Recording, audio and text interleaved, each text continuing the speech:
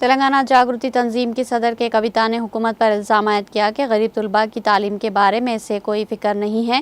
Social media پر سرگرم کویتا، جو تلنگانہ کے وزیر اعلیٰ و BRS کے سربراہ کے چندر شیکھر راؤ کی دختر ہے، انہوں نے اس خصوص میں کیے گئے ٹویٹ میں کہا کہ 8,000 کروڑ روپے کی فیس ریمبرسمنٹ کی بقایا جات ادا نہ کرنے کی وجہ سے ڈگری اور پروفیشنل کالجز سمیت اعلیٰ تعلیمی ادارے بند ہونے کے حالات پیدا ہو گئے۔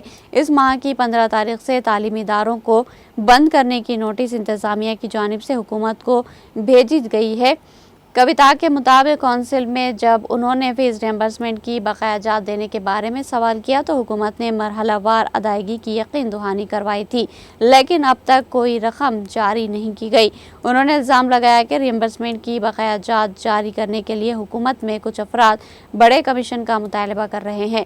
انہوں نے حکومت سے فوری مطالبہ کیا کہ وہ غریب طلباء کی تعلیم متاثر نہ ہو، اس کے لیے فوری طور پر بقایا جات کی ادائیگی کرے۔